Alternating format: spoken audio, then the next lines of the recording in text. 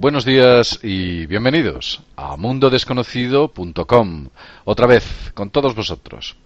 En esta ocasión vamos a hablar de un tema muy extraño, un tema raro, y sin embargo, no porque sea extraño, quiere decir que no exista, ahí está. Y no es otro más que el de la infiltración de otras entidades, otros seres dentro de nuestra red social, de nuestro tejido social.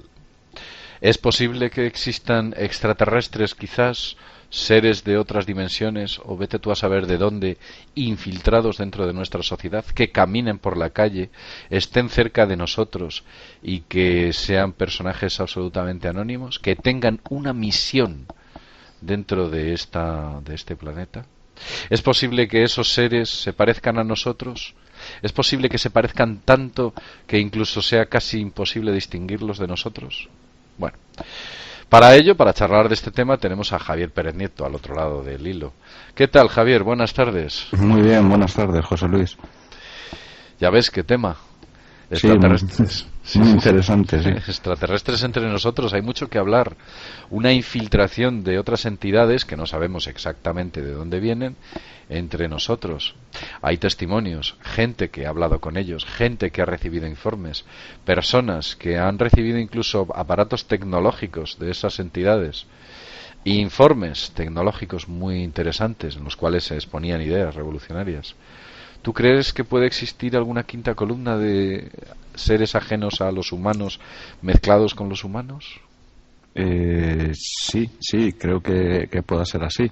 Aunque quiero matizar el asunto de la quinta columna, porque la quinta columna, claro, hace referencia a esa disidencia dentro de esa facción a la que pudieran pertenecer estas entidades de carácter extraterreno, y que pudieran estar utilizando, buscando un apoyo en nosotros. Hay un caso que es quizás el más conocido. Habrá mucha gente que esté viendo el vídeo y no sepa de cuál estamos hablando. Es el llamado caso Humo. El caso Humo. El caso Humo es de los más flagrantes, en el cual unos seres con aspecto nórdico, de hecho, ellos dicen que llegaron a la Tierra, descubrieron la red social de la Tierra y con los años hubo varias expediciones, se iban rotando y ya finalmente se mezclaron dentro de nuestra red social. Dice que ellos evidentemente no trabajan, ellos no se relacionan, como no tienen amigos, vecinos, no tienen este tipo de relaciones, no las tienen, pero están dentro de nuestra red social y nos vigilan desde dentro. Ellos van a hoteles o están en convenciones o acuden a actos, digamos que investigan nuestra sociedad desde dentro mismo, desde dentro. Es un proceso pues parecido al que hacía Félix Rodríguez de la Fuente, valga las distancias. Félix Rodríguez de la Fuente, cuando se metía dentro de la naturaleza, se camuflaba y podía grabar dentro de su entorno a los animales, ¿no? Pues algo parecido, una especie de proceso de investigación biológica por parte de estas entidades dentro de nuestra red social. Y por cierto, ellos dicen cosas muy curiosas de nosotros. ¿Tú conoces el caso Humo? ¿Te suena? Sí, conozco, además que pienso que dentro de la ufología es de obligado estudio. Sí. Al margen de la conclusión, claro. El caso Humo es muy misterioso, porque además los propios humitas, entre las personas que eligieron para difundir ese mensaje, eran gente que tenía alguna especie de... eran gente muy peculiar, de tal modo que esa credibilidad que se les podía dar no podía ser tan grande. Ellos, en un momento dado de la historia, del caso Humo, se desmienten, luego se reafirman, luego se desmienten, crea como una especie de disociación que lo que produce esa disociación dentro de lo que es los mecanismos de divulgación del fenómeno es que se le quita credibilidad, no tiene credibilidad. El caso Humo, yo lo estudié muy de cerca, viajé muchos kilómetros investigando y estudiando y hablando, por supuesto, con los más importantes testigos del caso Humo, y aquella gente que estuvo metida dentro y muy bien dentro, vamos, estaba totalmente convencida de que estábamos hablando de entidades no humanas con aspecto totalmente antropomórfico, infiltradas dentro de nuestra red social. ¿Tú crees que es nuevo? ¿Crees que el hecho de que si existe una infiltración de seres de otras entidades ha empezado a ocurrir en el siglo XX o esto viene muy de atrás? No, esto en principio vendría de muy atrás. si damos por válida, claro está, la teoría de los dioses extraterrestres, claro. Mira, por ejemplo, se me ocurre, no ya estas cosas que venía contando Sitchin en sus libros, pero tenemos al rey Gudea de Lagash, al que en sueños Ninurta le ordena la construcción de un templo. Si miramos las representaciones de los dioses sumerios, siempre son como hombres, quizás más grandes, con unos atributos propios de los dioses, pero son como hombres, antropomorfos. Si nos vamos a la Biblia sucede exactamente lo mismo. Aquellos destructores de Sodoma y Gomorra que pasan por la tienda de Abraham son perfectamente humanos, ¿no? Efectivamente. Tienen el antropomorfismo, la forma humana, va ligado a la inteligencia y es un patrón o modelo universal. Efectivamente, de hecho, yo supongo, y ya hablando desde un punto de vista más científico, que las cosas tienen su forma porque son la forma más eficientemente energética. Por ejemplo, una pompa de jabón. ¿Por qué esa pompa de jabón es así redondita y con esas cualidades? Pues porque es una forma eficientemente energética. Si no, tendría otra forma. Así es, efectivamente. Y el caso de la infiltración de estas entidades es alucinante. Yo voy a hacer un breve relato sobre el caso Humo. Ellos dicen, fíjate cómo empieza la historia, esto lo cuentan ellos. Empiezan dicen, mire, ustedes no tienen por qué creernos. Nosotros lo vamos a contar cómo ocurrió. No hace falta que nos crean, porque no podemos darle pruebas de que aquello que os estamos diciendo es verdad. Pero lo contamos. Ellos dicen que, concretamente, entre el día 5 y 7 de febrero del año 1934, hacía muchos años, un buque noruego que navegaba por aguas de Terranova empezó a emitir señales de Morse con Bergen, ¿sabes? Que está, bueno, pues a una distancia enorme. Entonces lo que ocurre que entre Bergen y Terranova hay lo que se llama la curvatura terrestre, impide hacer una comunicación a larga distancia en línea recta. Y lo que empezaron a utilizar en aquella época era lo que se llamaba el rebote ionosférico. Utilizaban la ionosfera como espejo y entonces superaban la línea del horizonte, pudiendo hacer comunicaciones a larga distancia. Y cuenta los humitas que en una de esas comunicaciones a larga distancia un tren de ondas no rebotó y salió y se perdió en el espacio. Y ese tren de ondas, al cabo de una serie de años, de 14 años, llega a un planeta, a su planeta, y ellos reciben la señal, aquella en Morse. Entonces, claro, los humitas, que evidentemente no sabían Morse, intentan decodificar aquella señal y llegan a una conclusión. Primero, la señal es indecodificable. Y segundo, es de origen inteligente. Ellos saben que aquello viene de algo inteligente y saben que no es decodificable. Preparan una expedición para ver concretamente, ellos saben la ubicación de dónde venía aquel tren de ondas. Preparan una expedición y en los años 50, me parece que fue en el año 1956 o 54, llegan a la Tierra. Una expedición, 3 naves concretamente, humitas, y aterrizan en una zona de Francia, una zona de los Bajos Alpes. Antes de llegar a la Tierra, ellos hablan de sus relatos, de cómo van haciendo prospección por todos los planetas del Sistema Solar hasta que descubren que la emisión viene de la Tierra. Ellos hablan de Marte. Fíjate qué curioso, cuando hablan de Marte, y esto es una carta que enviaron en el año 1960, a finales de los 60, dicen lo siguiente: llegamos a Marte y no descubrimos vida en su superficie. Son muy astutos hablando, ¿sabes? Ellos dicen, no descubrimos vida en su superficie, vida animal. Eso es lo que comentaban, como que, no sé, lo dejan ahí. Pero bueno, se centran un poco con la cuestión de la Tierra, entran en contacto con la Tierra y a partir de ahí comienzan sus peripecias. Y en el año 2000, porque las cartas se han estado recibiendo durante 40 años. Imagínate mantener un fraude a ese nivel, 40 años. Bueno, pues llega en el año 2000 o 2001 una carta que recibe un señor francés, recibe por parte de estos humitas, que se identifican como humitas, hacen una larga exposición de lo que ese señor francés había preguntado en un foro, curiosamente, y ellos se identifican. Dice, mi nombre es tal, y le respondemos a esas dudas que usted tiene. Y en una de esas respuestas, ¿sabes lo que dice los humitas? No. Dicen, verá, en la Tierra hay, aparte de nosotros, hay otras entidades iguales que nosotros infiltradas dentro de su red social, como personas normales, pero no lo son, son de otro planeta. Y dicen lo siguiente: a diferencia de nosotros, ellos no se dan a conocer. O sea que no hacen cartas, no hacen contactos, no efectúan ningún proceso de ponerse en comunicación con otros seres humanos. Están infiltrados, se parecen enormemente a nosotros, prácticamente en todo, y pasan totalmente desapercibidos. Los sumitas tenían rasgos noruegos, nórdicos, y se movían alrededor del mundo con pasaportes de ese país, de Noruega. Tienen un pequeño problema porque ellos dicen que la capacidad de fonación la pierden cuando son niños, la pierden, y sus comunicaciones son telepáticas, de que ellos se comunican telepáticamente en su red social. Y aquí en la Tierra utilizan tecnología para camuflar sus voces. Tú los oyes hablar y hablarían, pero llevan mecanismos electrónicos a un nivel increíble,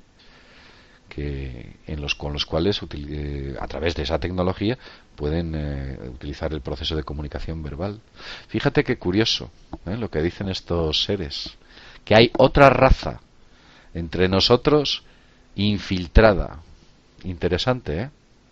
Sí, muy interesante, porque como decía antes, si damos por válida la teoría de los dioses extraterrestres, esto no sería nuevo.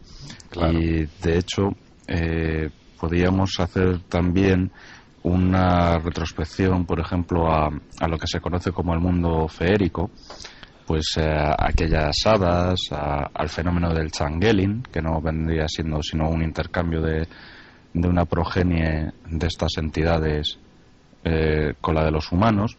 O sea, es decir, estas entidades, bien porque fueran lo que conocemos como incubos, súcubos, que, vamos a decir, robasen algún tipo de material genético, como pueda ser el esperma o los óvulos de sus víctimas, sí, engendrasen y luego sustituyesen esos engendros por la descendencia pues humana. De esto hay mucha literatura. Claro, claro. Crean hibridaciones de entes iguales que nosotros, que no son de aquí y que se mueven entre nosotros. Efectivamente. De hecho, también yo en mis viajes, que también me he chupado un montón de kilómetros, por ejemplo, para ir a Perú, y dentro de Perú, allí tienen las historias de lo que ellos denominan los gentiles. Los gentiles básicamente son personas. Sí. O sea, no tienen ningún rasgo especial, o sea, no tampoco son gigantescos. A lo mejor quizás puedan ser un poco más altos que la media, ¿no? Pero claro, en Perú, como España, es crisol de razas y allí hay gente de todos los tamaños. Pero estos gentiles hacen exactamente lo mismo. Seducen mujeres con las que luego tienen descendencia o sustituyen su descendencia. Sí. En ocasiones esta descendencia es fallida. Debe ser algo pues que a lo mejor no todas las razas pueden hibridar o pueden recombinar, vamos a decir, las secuencias genéticas de los humanos con las suyas propias. Entonces allí dicen que lo que tienen son huesitos. O sea, vamos a decir que es un niño que enferma y, pues yo qué sé, le puede dar raquitismo, le pueden dar un montón de enfermedades que al final pues queda, pues eso, un ser pues desnutrido o muerto por vaya usted a saber qué, y de ahí que les digan huesitos. Sí, de ahí hay muchos relatos en el mundo. Luego, por ejemplo, podríamos hablar, ya había Paracelso, ¿no?, y de estos seres feéricos, sí, también enlazando con la tradición griega, aquellas ondinas. Y te voy a decir por qué ondinas, porque generalmente muchas de estas entidades vienen del mar. Es cierto. Incluso los antiguos relatos incas hablan de sus dioses que venían del mar. O por lo menos sus fundadores. Exacto. Y se infiltraban y eran antropomórficos, ¿eh? Tenían forma humana. Es curioso lo de la vinculación. Te voy a contar una anécdota. Mira, yo tuve ocasión de saber de un relato de una mujer que vive por las Islas Canarias. Y esta mujer contaba lo siguiente. Decía: yo en una ocasión estuve por una zona de las Canarias donde hay montaña y hice una excursión Y en aquella excursión me perdí, íbamos un grupo de gente y me perdí, pues me quedé un poco fuera de lugar y estuve un rato pues perdida. Y durante ese impasse, esas horas o ese tiempo que estuvo perdida, encuentra a un joven moreno, de edad joven, y que bueno, pues ella dice, oye, mira, me he perdido, no sé dónde estoy. Y este chico, o este ser, empieza a hablar con ella y le dice, bueno, no te preocupes, ya verás como tus amigos aparecen pronto. Y entablan una conversación, están un rato hablando. Y ella se da cuenta que en esa conversación descubre que ese tipo, ese chico, como que sabía demasiadas cosas de ella. Algo raro ocurre ahí. Y ya se va dilatando la conversación y las cosas van saliendo a la luz. Y finalmente ella, claro, dice, bueno, vamos a ver, ¿cómo es posible que tú tengas tantos datos de mí? Y él se destapa, de alguna manera, diciendo, mira, verás, yo no soy de este planeta, soy de otro mundo. Y, bueno, pues sé de ti a través de nuestra tecnología, sé cómo estás, quién eres, de dónde vienes, yo sé todo de ti. Pero no te preocupes, nosotros estamos aquí, él le comenta a la chica, estamos aquí en son de paz, no intervenimos, no hacemos nada, somos observadores. ¿Qué quiere decir Anunnaki? ¿Era Anunnaki? O los Watchers. Sí, los Iri... no, perdón. Es que estoy confundiendo totalmente a las personas. No, los observadores, los vigilantes del cielo de Enoch, claro. Eso efectivamente, sí. Los vigilantes eran observadores, vigilantes, y estaban ahí, vigilando de manera expectante, a ver qué pasaba, qué ocurría. Como una especie de... Bueno, pues igual que aquellas personas que se dedican a investigar la zoología, la naturaleza, se camuflan en el entorno y pueden observarlo in situ, estos hacían lo mismo. Se quedaban observando las guerras, los dramas, los desastres, todo lo malo y todo lo bueno. Se quedaban observando, claro, evidentemente sin capacidad de intervención. No intervenían. Es como, por ejemplo, cuando alguien que se dedica, como ya he dicho antes, a investigar la naturaleza, ve como un depredador devora a su presa. No interviene para salvar a esa presa. Pues ellos hacían lo mismo. Se sentían en ocasiones impotentes. Ellos lo contaban, decían, nosotros nos duele mucho ver lo que está ocurriendo, pero no podemos intervenir. Lo tenemos prohibido.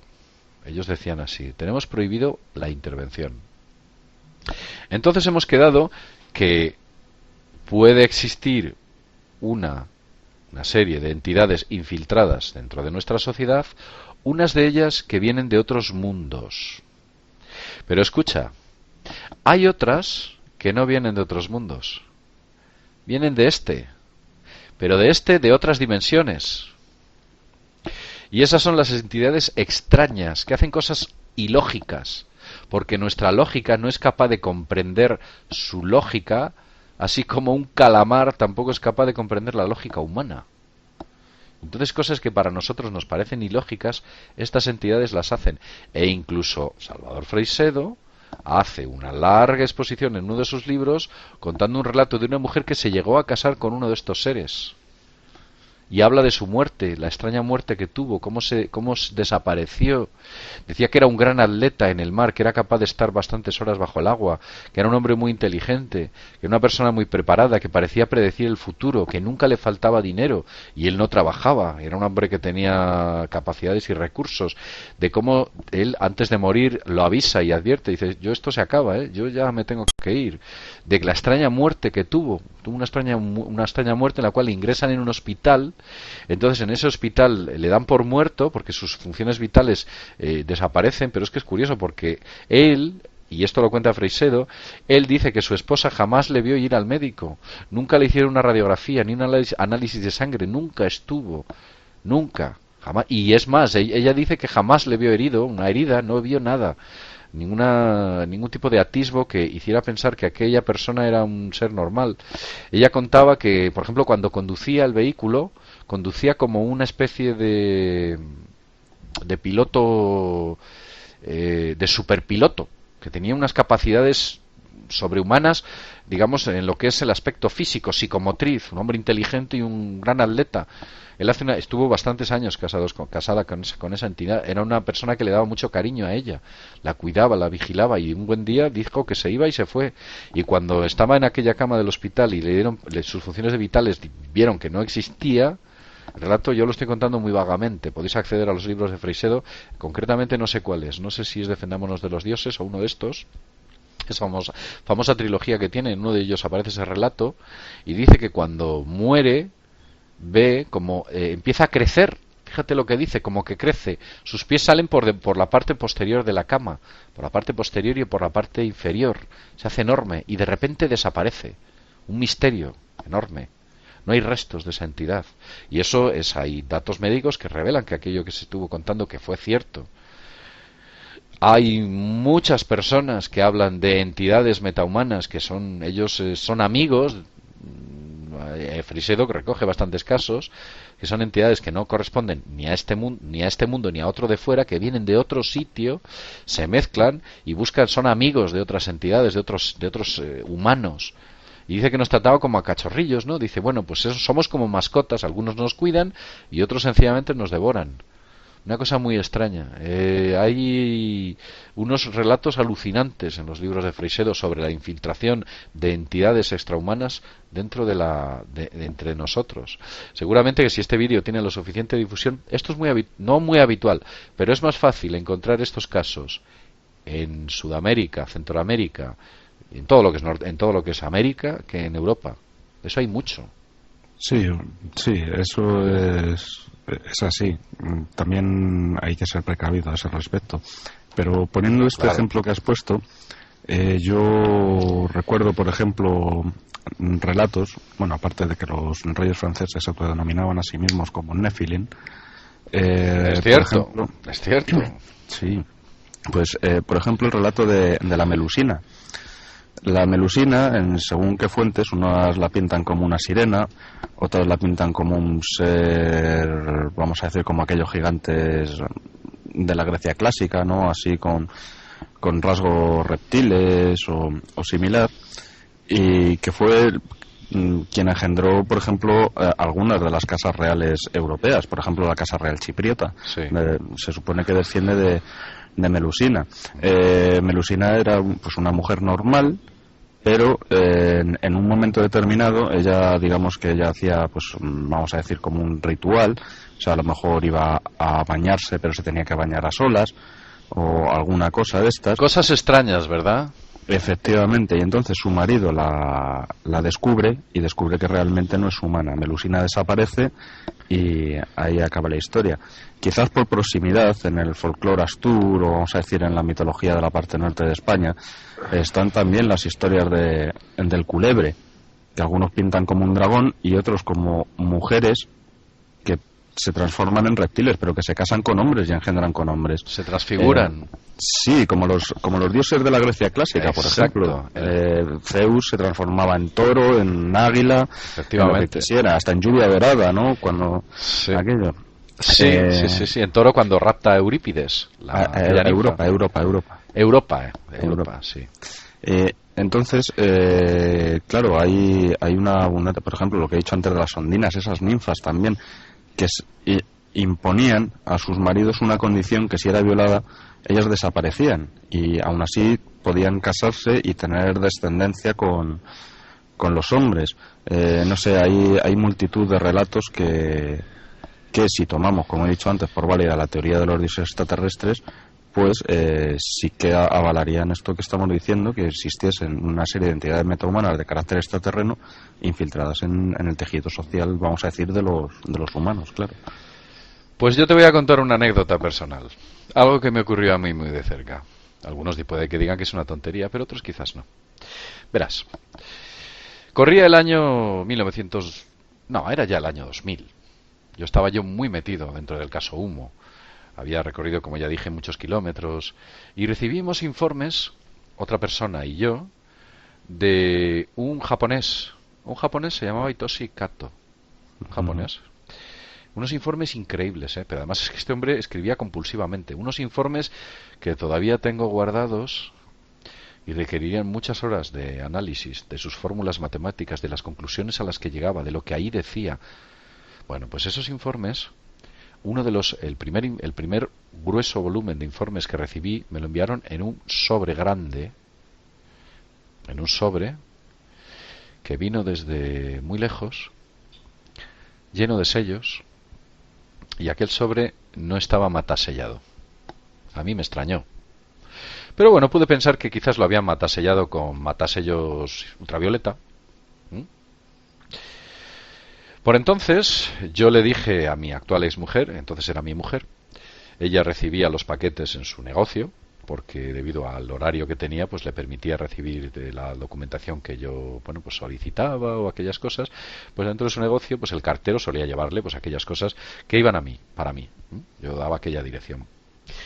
Y entonces aquel día le pregunté a mi exmujer, le dije, oye, ¿quién te ha dado este sobre? ¿Y sabes lo que me dijo? ¿Qué te dijo? Me dijo lo siguiente, dice, es curioso que me hagas esa pregunta, porque este sobre no me le ha dado la cartera habitual. La cartera habitual que vestía de amarillo y azul y que llevaba un carrito de correos. Y es la señora, es una señora que habitualmente lleva el correo al negocio de mi exmujer. Y dice, es curioso que me hagas esa pregunta. Digo, bueno, ¿por qué? Dice, porque no me la ha entregado. Digo, ¿y quién te lo ha entregado? Dice, un chico muy extraño, muy raro. Mi exmujer es una gran fisonomista, una enorme memoria de cómo son las personas. Para eso es tremendo. Y la empiezo a interrogar, la digo, bueno, ¿cómo era ese chico? ¿Y sabes lo que me dijo? Me dijo, mira, ese chico tenía la piel muy blanca, era muy blanca, pero tenía como unos coloretes, por aquí, unos coloretes rosaditos en las mejillas, el pelo cortito, era atlético, pero sin ser ni grueso ni delgado, sino un físico atlético. Y la pregunto, ¿cuánto medía ese chico? Dice, pues mira, medía 1,93. Fíjate que me dijo, 1,93 me dijo. Digo, ¿cómo 1,93? Dice, sí. No llegaba a los 2 metros y no estaba por debajo del 1,90, Y yo calculo que 1,93, un chico alto. Y le digo, ¿cómo iba vestido aquel chico? Me dice, pues mira, sí, me acuerdo cómo iba vestido. Iba vestido de gris, claro, totalmente. Pantalón gris, camisa gris, no llevaba camiseta. ¿Y cómo era el pelo? Dice, pues el pelo no era rubio, era como blanquirrubio, un blanco ceniza, de ese color. Un tipo raro. Y dice, ¿y los ojos? Le pregunté, ¿y los ojos cómo eran los ojos? Dice, pues los ojos eran de un azul que nunca he visto, nunca he llegado a ver unos ojos así. Eran un azul increíble, un azul que nunca había visto unos ojos de ese tipo. Entonces la pregunté, bueno, ¿mantendrías alguna pequeña conversación, no? Pues te da el paquete, hablaría. Y me dijo, sí, habló, pero muy bajito y miraba hacia el suelo cuando habló, es curioso. Dice ella miraba hacia el suelo, no levantaba la mirada, me entregó el paquete y se marchó. Y la pregunté, ¿ya has vuelto a ver a este individuo alguna vez más? Y me dice, no, nunca más he vuelto a ver a este individuo. Curioso, ¿eh? Uh-huh. ¿Quién era ese cartero? ¿Era alguno de estos seres? Estaban interviniendo el correo que venía desde, concretamente, era Múnich, me parece. No recuerdo muy bien. Una cosa muy extraña y sin embargo ahí está. He tenido alguna anécdota más de este tipo, algunas de ellas curiosas. Me enviaban correos de Tampa, Florida, enormes, gruesos correos desde Estados Unidos, en los cuales, bueno, había un montón de sellos y aquello tampoco estaba matasellado. Nadie, no había pasado por ninguna oficina de correos. Les ponía la luz ultravioleta y digo, bueno, a ver si tienen algún tipo de matasellos ultravioleta con aquellos famosos detectores de billetes falsos. Uh-huh. Y tampoco, no tenían nada. Habían pasado misteriosamente o habían llegado a mis manos. Y aquel sobre que aquel cartero entregó estaba perfectamente cerrado. Nadie lo había manipulado. De alguna forma que desconozco, si efectivamente era una entidad de este tipo, había accedido a la información que dentro del sobre había. Pero no sé cómo. Y esa es una pequeña anécdota que te cuento. Y es curioso porque cuando te vas vinculando en estas cosas, te empiezan a ocurrir cosas extrañas. Recuerdo que ocurrían cosas extrañas, notaba presencias, oía ruidos extraños, tenía premoniciones, me ocurrían cosas como las que te he contado, y alguna otra más que quizás algún día cuente. Poco a poco fui alejándome del caso Humo y de la infiltración de seres extraterrestres o de otras dimensiones dentro de la red humana, y aquellos efectos dejaron de producirse poco a poco. Pero bueno, ahí está. Un caso curioso. Ujú. Tú, por ejemplo, si tú descubrieses un mundo inteligente y tuvieses acceso a ver ese mundo, ¿qué planes tendrías para él? ¿Investigarle? ¿Dominarle? ¿Secuestrarle? ¿Destruirle? ¿Cuál es lo que harías? Quizás investigarlo. Ah, claro. Es evidente. Y sobre todo, si tienes una cultura elevada y has sobrevivido por encima de la tecnología y eres una civilización mucho más vieja que la nuestra, es que tu código deontológico y político de conducta es mucho más elevado. Y eso implica que es más fácil que ellos te investiguen que te destruyan. Por eso cuando hablamos de entidades metahumanas que son distintas a las extraterrestres, y son, que nos devoran de alguna manera, es porque sacan un provecho de nosotros. Y nos podemos remitir a los libros de historia, has puesto unos ejemplos, pero es que hay muchos más. Y ahí están. De esto es un gran conocedor Freixedo, ¿eh? Tú lo sabes, habrás leído algo de Freixedo. Sí. Sí, es un gran conocedor. Él plantea sus teorías y las suelta claramente. No tiene pelos en la lengua. Es nuestro David Icke, y mucho anterior a David Icke. A Freixedo planteaba estas teorías en los años 80. David Icke es del año 2000, del 99, del año 2002, por ahí. Sí, además que no solo Freixedo, quizás Freixedo despunte más, porque realmente, claro, ha dedicado toda su vida por entero a ello. Pero también se me ocurren poner ejemplos como Andreas Faber-Kaiser, Atienza. Es claro, Juan García Atienza, incluso el redescubierto Luis Zapico Maroto, que ya en aquel año 56 le pusieron un montón de impedimentos, y él hablaba exactamente de lo mismo, de que no solo existían una serie de entidades metahumanas de carácter extraterrestre, sino que también estaban entre nosotros. Sí.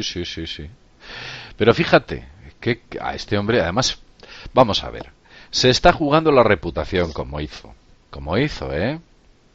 porque era un hombre muy ortodoxo y de repente, ¡bumba!, te saca un tema de estos. ¿Qué era concretamente? Cuéntanos la historia de Zapico. Pues Zapico era catedrático en la Universidad Politécnica de Madrid, siempre lo digo mal, en Caminos, Puertos y Canales. Y bueno, pues allí, oh sorpresa, apareció uno de sus libros, que era el libro de las destrucciones, en el que relataba estas cosas. Él era una persona de prestigio, y más que estamos hablando del año 56, en pleno régimen franquista. Una época difícil para hablar de esto, ¿eh? Muy difícil. Ya ves. Él presentó sus estudios y conclusiones, bueno, en las que también participó Hortensia Landrov, o Landrove, que no sé cómo se pronuncia exactamente, y de la que ya hablé en un audio programa, y los presentó a la Real Academia de Historia, a la Real Academia Astronómica, a un montón de sitios, y le dijeron, bueno, pues que eso, bueno, que sí, que lo mirarían, pero yo pienso que aquello no pasó de la papelera. Fue a las editoriales años más tarde, que publicaron a un Eric von Daniken, que con el tiempo se ha descubierto que la mitad de sus teorías, datos y sus posiciones solo obedecían a intereses editoriales y a obtener un dinero, que estaban muy deslavazadas. Este señor, no olvidemos que como catedrático, y más en una ingeniería, tenía una formación, vamos a decir, científica brutal, claro. Cosa que no tenía Daniken, pero al ser extranjero pues vendía mucho más que un Paco Pérez, no, en este caso Luis Zapico, español. Bueno, tuvo muchos impedimentos. Luego, a título póstumo, se han sacado libros, se ha hecho alguna reedición, pero son dificilísimos de encontrar, porque claro, son unas tiradas muy cortitas. Su mujer nos escribió, ¿verdad? Sí, nos escribió, aprovecho para mandarle un saludo, agradeciendo que hubiésemos reconocido la obra de su marido, aunque fuera a título póstumo, porque realmente, como ellos explican en el libro de las destrucciones, lo tuvieron francamente difícil. Sí, sí, además ella decía que había sido injustamente ninguneado o algo así. Como que había sido injustamente incomprendido. No le entendían, eran ideas... Vamos a ver, aquí hablamos de estas cosas y todavía hay gente que se echa las manos a la cabeza. Año 1956. Año 1956. Imaginemos que una persona, un catedrático, empiece a hablar de estas cuestiones, sabe que puede dinamitar su reputación, tiene que tener muy poderosas razones para hacerlo. Se la está jugando, ¿eh? Pero mucho, además, porque ya estamos hablando del tiempo que estamos hablando en plena dictadura, en la que él tampoco congeniaba mucho porque su libro de las hojas pardas hace una apología a lo que debería de ser un sistema político que no era el vigente en su época. Eso era difícil hacer. Y claro, él se encontró con un montón de problemas. Pero sí, es curioso que tantos autores, tantas gentes a lo largo del mundo, quizás en la Edad Media se llamase de otra manera, llegasen a la misma conclusión. Señores, aquí existen cosas que no somos nosotros y a ver qué pasa con ellas. Lo que pasa es que yo también veo un problema, José Luis, con estas cosas. Porque al margen de que esto sea cierto o no, quizás todo no sea cierto y sean elucubraciones nuestras, quién lo sabe, yo veo que hay dos bandos claramente diferenciados y a mí me espanta muchísimo porque resulta que los que tendrían que hacerse cargo de esto, no vamos a decir el estamento científico, está apoltronado en un sillón esperando a que alguien le lleve una prueba definitiva, cuando realmente deberían de ser ellos quienes indagasen y obtuviesen las pruebas. Hay que ir a buscarlas, no puedes esperar que venga a ti. Efectivamente, pero por el otro lado están las personas que, habiendo pretendido tener algún tipo de contacto como el que venimos hablando, de haber tenido esta experiencia, tampoco recurren a la ciencia, sino que explotan de alguna manera, y vaya usted a saber por qué, puede ser por obtener réditos económicos o fama o lo que sea, su experiencia, y tampoco se ponen en manos de las herramientas que hay. Entonces, claro, esto es un sin Dios como no hay dos. Claro. Porque unos que no quieren y otros que tampoco, así estamos. Es evidente. ¿Cuál es el problema? Pues que a lo mejor... Mira, voy más allá. Tú coges ahora mismo un artefacto tecnológico de estas entidades, se lo llevas a uno de estos científicos y lo primero que te va a decir es, mira, eso es tecnología secreta norteamericana, por ejemplo. O te va a decir, ¿de dónde has sacado esto? Esto está fuera, pero nunca te va a garantizar de que eso que esa prueba que tú le estás llevando es de algún sitio externo a nuestra humanidad, de otras inteligencias. Nunca. Buscará mil excusas, unas peregrinas y otras más sólidas, para afirmarte de que eso que tú tienes en las manos viene de una tecnología humana pero desconocida. Algo absurdo. Mira, a mí me escriben algunas veces algunas personas, y es cierto. Me dicen, mira, yo he visto unas luces, me cuentan su relato de un avistamiento. Y al final me preguntan, ¿tú qué crees que es? ¿Sabes? ¿Tienen dudas? Entonces yo le respondo de esta manera, verás, tú sabes distinguir un avión, hay algunos fenómenos meteorológicos y astronómicos, y sabes distinguir ciertos objetos que vuelan, desde globos, helicópteros, etcétera. Tú eres capaz de distinguir esto. Si eso que has visto no se corresponde a nada, a absolutamente nada, de esos fenómenos o artefactos, tanto de fabricación humana como de efectos naturales, si no se corresponde a nada, eso que has visto es un ovni, un objeto volante no identificado. ¿De dónde viene? No lo sabemos. Pero has visto algo que no encaja con lo que sabemos que puede estar en el aire o que puede hacer determinadas maniobras. No encaja. Entonces yo no puedo decirle, ¿has visto un ovni? Le tengo que decir, analízate, revísate. ¿Qué sabes? Comprueba a ver si efectivamente encaja pues con un globo. O encaja con Marte, o encaja con Venus, o encaja con la Luna en un momento concreto. Que yo sé que en muchas ocasiones la gente sabe perfectamente distinguir la Luna de este tipo de fenómenos. Es decir, bueno, llevamos ya un buen rato hablando sobre este tema, los infiltrados entre nosotros. Voy a dar mi opinión personal. Yo, sinceramente, creo que algo hay. Pienso que algo hay. No sé en qué cuantía, pero yo creo que sí. ¿Tú crees que hay algo de esto? Pues es posible que lo haya. Es posible que lo haya porque, como he dicho antes, ¿por qué tantas personas a lo largo del tiempo hablan de lo mismo, con otras palabras, pero siempre en todos los sitios? Quizás es un mecanismo psicológico trascendente y todo lo que me quiera decir alguien. Bueno, pues puede serlo, pero yo me inclino a pensar que es muy rocambolesco inventar una serie de cosas y mantenerlas, como hemos visto, por ejemplo, el caso Humo, durante tanto tiempo. 50 años, ya ves.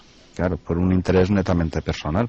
Veremos a ver cuando mueran, vamos a decir, las cabezas visibles del caso Humo, si este sigue teniendo una repercusión o no.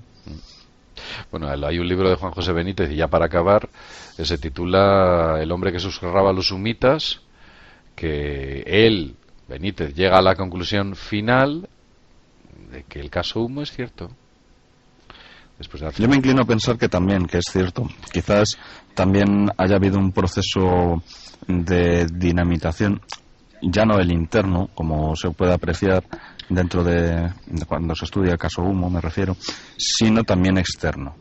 Ha habido muchos sabiondos, porque no tienen otro calificativo, porque ellos piensan que son sabios, pero realmente lo que son payasos de feria, que se han encargado muy bien de echar tierra. Se me pasan nombres por la cabeza. Sí, varios, muchos de los que hablan también sobre pues estas cuestiones que venimos tratando de una manera más o menos. Te contaré una cosa muy breve. El otro día estoy escuchando un programa de radio dedicado estaban hablando sobre los seres reptiloides entre nosotros. El dominio es una teoría. Y lo primero que empieza diciendo el locutor es lo siguiente: yo no creo en esto. Vamos a ver, tú divulgas, ni tienes que creer ni dejar de creer, cuéntalo. No puedes ponerte ya en una posición y explicarnos algo, porque no vas a ser objetivo. Claro, el periodismo de hoy también es una auténtica bazofia porque ya no se exponen los hechos, sino que se da opinión. Efectivamente. Y mire, a mí me parece muy bien que usted exprese su opinión, pues como hemos hecho ahora. En opinión personal puedo decir esto, pero es que hemos expuesto un montón de pruebas. Uno puede creerlo o no creerlo. Yo tampoco puedo obligar a nadie a nada. Sí. Pero predisponer, hacer preguntas inductivas, tergiversar incluso la información que se está dando, es una práctica habitual. Por eso está todo el mundo desencantadísimo con el periodismo actual, claro. Sí, la verdad es que algunos periodistas, bueno, yo no sé, pienso que se podrían dedicar perfectamente al fútbol o perfectamente a hablar de cualquier otro tema en vez de cuestiones relativas a este tipo de índoles. Pero bueno, claro. Y no solo me refiero tienen su audiencia, evidentemente. Claro, porque es lo que iba a decir. No me refiero ya, por ejemplo, a una revista como puede ser Science o Nature, ¿no? Que se dedican a la divulgación científica y más o menos tienen que defender su postura. Pero es que es a todos los niveles, o sea, cualquier cosa. Y más en estos temas que vamos a decir que son marginales o curiosidades, no netas curiosidades, ¿no? Que de alguna forma entretienen, pero que defenderlas o manipularlas lo puedo obedecer a eso, a brillantar tu ombligo para seguir mirando. Sí.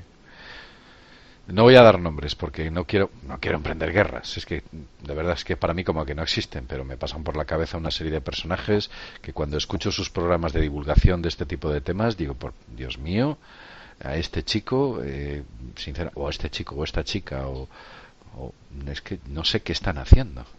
Es que no conocen el fenómeno y solamente se dedican a echarlo por tierra.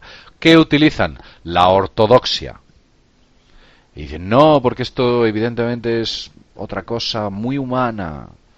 Pero claro, no entran en el fenómeno a fondo. Yo he viajado, yo he visto, yo he entrevistado, he estado allí, tengo fotos, he conocido el fenómeno de cerca y sé de lo que estoy hablando. No me lo estoy inventando. Y podría contar muchas anécdotas. He querido limitar en el tiempo este programa, que por cierto, llevamos ya 45 minutos hablando de ello.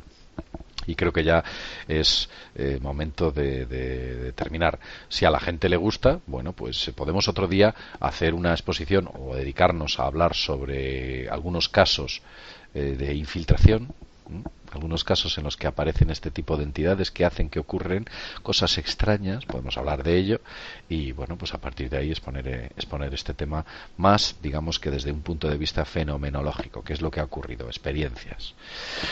Bueno, Javier, pues nada más, después de estos largos 45 minutos en los cuales hemos hablado sobre la infiltración extraterrestre o de otras dimensiones o de allí donde fuere dentro de nuestra red social, bueno, pues sin más y desde el mundo desconocido, pues despedirme de ti.